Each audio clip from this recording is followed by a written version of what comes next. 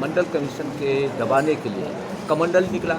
मंदिर का निर्माण किया जा रहा है कि ओबीसी के लोगों को दबाने के लिए कि राज्यपाल जो भी राज्यपाल होता है वो भारत के प्रधानमंत्री के इशारे पर होता है। ओबीसी का संघर्ष कि जो हमारे जितने प्रणेता रहे हैं जो दिवंगत हो गए उनका खेती किया हुआ जो बीजेपी भी खा रहा है, बीजेपी का ही मारा कि झारखंड में हम लोग आरक्षण के लिए आंदोलन कर रहे हैं। मारांडी जी बने सबसे पहले उन्होंने अगर किसी का हत्या किया तो ओबीसी के साथ किया। उन्होंने क्या किया? आज ओबीसी संघर्षरत है, एक भी ओबीसी को नौकरी नहीं मिल रहा है।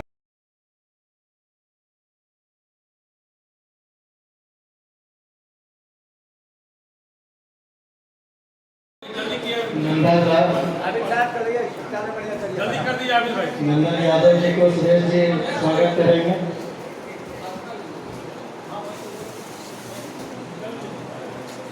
साथ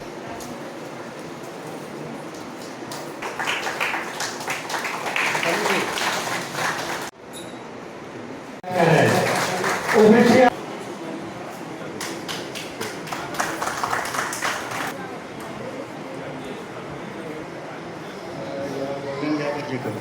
ये ओबीसी का सम्मेलन रखा गया है। मैं सबसे बधाई देता हूँ कैलाश यादव जी को जिन्होंने ओबीसी के बड़े बड़े नेता जैसे गौतम सागर राणा जी हैं, उपेंद्र कुशवाहा जी हैं, विनोद कुमार जी हैं, शारदा देवी जी हैं, सूरज यादव जी हैं, मनीष जी हैं, ये सारे लोगों को बुला करके ओबीसी जो आज लगभग पूरे भारत में 40% वोटर्स हैं और फिर आबादी कम से कम तो 54% है भारत में। अब उसकी पहचान आज से नहीं है। हमारे नेता राम मनोहर लोहिया जी ने ओबीसी को पहचान बनवाया, कर्पूरी ठाकुर जी ने दिया, जगदेव प्रसाद जी ने दिया, लालू यादव ने जीत दिया, मुलायम सिंह यादव ने जीत दिया। सारे हम लोग जो ओबीसी के जो हमारे बड़े नेता हैं ओबीसी के लोगों को पहचान दिलाने में पूरे भारत में कोई कसर नहीं छोड़ा। लेकिन ये दुर्भाग्य इस समय हो गया है पूरे भारत में हम लोगों को ओबीसी मंडल कमीशन के दबाने के लिए कमंडल निकला। अब आज कमंडल के बाद उसको दबा नहीं सका। कमंडल के बाद में आज राम यात्रा चल रहा है। राम जी का यानी कि मंदिर का निर्माण किया जा रहा है कि ओबीसी के लोगों को दबाने के लिए। अब उसके माध्यम से वो चाहता है कि ओबीसी के लोग एकजुटता ना हो, जिससे 24 के चुनाव में भारतीय जनता पार्टी की परचम लहरे। लेकिन ओबीसी के सारे लोगों को अब जाग चुके हैं, जाग रहे हैं भी। इसके माध्यम से आज कैलाश जी के माध्यम से आज रांची में ये विधानसभा परिसर के सभागार में तमाम हमारे बड़े नेता लोग आए हैं। इसका हम लोग संदेश देंगे कि झारखंड में ओबीसी की जो आबादी है उस पर हम लोग निश्चित तौर पे मजबूती लावेंगे। इसलिए हम लोग आज सम्मेलन कर रहे हैं। झारखंड में 7 जिला में ओबीसी का 0 कर दिया गया, इस पर क्या कहें? नहीं, यदि जो कर दिया है तो विधानसभा में इसी बात में हम उठाया है, ये विरोध हमने किया है कि नहीं, इस प्रकार से हम लोग नहीं बर्दाश्त करेंगे। जैसे अब 27% आरक्षण पूरे भारतवर्ष में है और झारखंड में हम लोग को 27% नहीं है, आपको 14% हो गया है। इसका हम लोग मांग करते हैं और विधानसभा में हम लोगों ने पास कराया था। पास करा के राज्यपाल के पास भेजे थे। लेकिन आप जानते हैं कि राज्यपाल जो भी राज्यपाल होता है वो भारत के प्रधानमंत्री के इशारे पर होता है। उन्होंने वापस कर दिया। हम लोग 27% की आरक्षण की मांग हमेशा विधानसभा में उठाते रहे और उठाता रहूँगा। क्या कहेंगे सर, वार्षिक सम्मेलन आज ओबीसी का हो रहा है? पूरे देश में ओबीसी की आबादी 52% है और वोटर 40% है। पिछड़ी जातियों का जो वोट बैंक है उसमें सेंध लगाने के लिए भारतीय जनता पार्टी धर्म का सहारा ले रही है। मंडल के खिलाफ कमंडल को उतारा गया आडवाणी जी के समय में। यह उत्तरोत्तर और बढ़ता जा रहा है। इस आबादी को तोड़ने में भारतीय जनता पार्टी लगी है और एक हद तक कामयाब भी है, क्योंकि धर्म को इन लोगों ने राजनीति में घुसेड़ दिया है। हम लोग जो डॉक्टर लोहिया के सिद्धांत हैं पिछड़ी जातियों के लिए, लोहिया ने बांधी घाट पिछड़ा पावे 100 में 60, हमको तो यहाँ 27% आरक्षण भी अभी तक नोटिफाई नहीं हुआ। ये पॉलिटिकल रूप से इस सरकार ने 27% आरक्षण दे करके इसको केंद्र के पाले में डाल दिया। यहाँ तो ये लागू नहीं है। इसके साथ ही जो SC जाति के लोग हैं, दलित वर्ग के लोग हैं, उनके साथ भी यही बात है। जबकि अन्य प्रदेशों में आरक्षण की सीमा 76 से लेकर के 60-62% तक है। तो ये यहाँ भी लागू हो, इसी को इस राजनीति को मजबूत करने के लिए हम लोग यहाँ इकट्ठे हुए हैं कि कैसे ओबीसी को धर्म के गिरफ्त से निकाला जाए और एक सशक्त राजनीति तैयार की जाए और भारतवर्ष को मजबूत बनाया जाए। आप तो ऐसा सवाल पूछे कि बीजेपी का झंडा, बीजेपी का जन्म तो आज हुआ है ओबीसी में।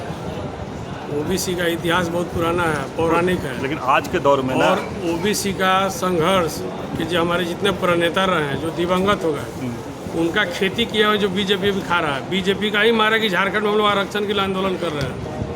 भारतीय जनता पार्टी की प्रथम सरकार बनी 2000 में झारखंड निर्माण के बाद, जिसके प्रथम मुख्यमंत्री आदरणीय बाबूलाल मरांडी जी बने। सबसे पहले उन्होंने अगर किसी का हत्या किया तो ओबीसी के साथ किया। मेरा स्पष्ट कहना है समाज की ओर से कि ओबीसी आज उपेक्षित है। इसका नींव रोपने वाला कौन है? बीजेपी है। और ढकोसलाबाजी कर दी यहाँ से लेकर देश भर में कि हमने ओबीसी के लिए तुमने क्या किया। आज ओबीसी संघर्षरत है। एक भी ओबीसी को नौकरी नहीं मिल रहा है, रोजी रोजगार पेशा से वंचित है। सारे लोग पलायन कर रहे हैं बाहर में। क्या आप कर रहे हैं? ये आपका बीज रोपा हुआ है। इसलिए आज हम लोग अपने संवैधानिक अधिकार को लेने के लिए जो है कि जन आंदोलन के रूप में हम लोग आना पड़ रहा है। आज जो आप लोग बैठक रखे हैं वार्षिक सम्मेलन, उसमें क्या क्या कुछ निर्णय होगा? आज हम लोग का 12 सूत्री प्रस्ताव इस पर आज लाया जाएगा, जिसमें 26 नवंबर 2023 को संविधान दिवस के दिन आरक्षण अधिकार महारैली का आयोजन रांची धुरवा शहीद मैदान में यहाँ पर होगा, जिसमें देश भर से लोग आएंगे। और एक इतिहास रचेगा। झारखंड में पहली बार 24 वर्ष के दरमियान में एक महारैली आरक्षण के नाम पर ओबीसी का जो है क्या होने जा रहा है। ये बहुत बड़ा आज हम लोग का ये आंदोलन होने जा रहा है। झारखंड ओबीसी मंच को हम लोग राष्ट्रीय स्वरूप में करने जा रहे हैं। कई स्टेट से हम लोग का संपर्क लोग है, कई राज्यों में हमारे लोग जानने वाले हैं। तो उन लोग का है कि इसको राष्ट्रीय पैमाने पर ले आइए। आरक्षण और कास्ट से जातीय जनगणना जो आधारित है, ये बड़े पैमाने पर हिंदुस्तान में जो है कि इसको लाने की ज़रूरत है। तो जब तक केंद्र में मोदी और बीजेपी की सरकार रहेगी, तब तक हम लोग जातीय आधारित जनगणना से वंचित है। झारखंड में भी आप लोग जातीय जनगणना का मांग करेंगे? बिल्कुल मांग करेंगे। आज हमारा प्रस्ताव इस पर पारित होगा। आरक्षण और जातीय जनगणना पर ओबीसी समाज कोई समझौता नहीं कर सकता।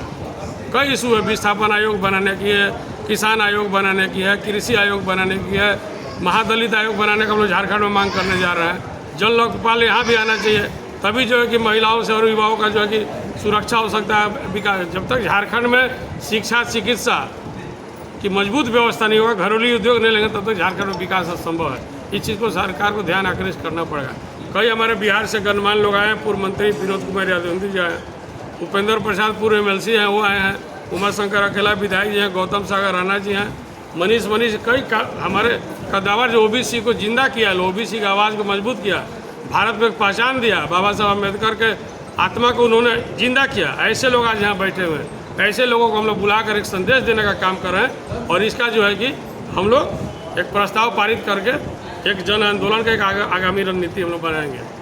निश्चित रूप से मैं राष्ट्रीय पिछड़ा वर्ग संघ बिहार इकाई का अध्यक्ष हूँ और झारखंड ओबीसी मंच ने जो पिछड़े वर्ग के लिए, अनुसूचित जाति जनजाति के लिए, अल्पसंख्यकों के लिए, इस अपने हक और अधिकारों के लिए इन्होंने जो आज बैठक बुलाया है, मैं उसके पूरी समर्थन में आया हूँ।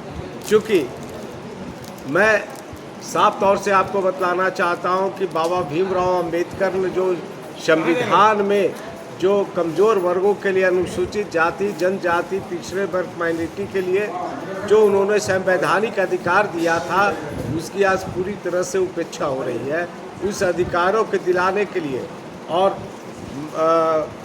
कई लोगों ने आपको बतलाया ही कि पिछड़े वर्ग के लोगों के मुंगेरी लाल के जो कमीशन बना था पिछड़े वर्ग के लिए, उन्होंने भी कहा था कि देश के अंदर में ओबीसी के 52% लोग हैं। और बीपी मंडल जी के कमीशन ने भी कहा कि 50% प्लस के आसपास पिछड़े वर्ग के इस देश के अंदर में आबादी है।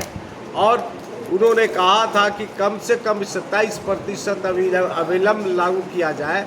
इसके साथ साथ ही जो हम लोगों ने साफ तौर से कहा है कि पूरे देश के अंदर में जिस तरह से अनुसूचित जाति जनजाति के लोग हैं, उसी तरह से ओबीसी के लिए भी सभी जगहों में, चाहे राजनीतिक मामला हो, चाहे नौकरियों में आरक्षण का मामला हो, हम लोगों ने भी जो क्षेत्रवार आरक्षण का मांग करने का आज मुद्दा उठाने का कार्य करेंगे।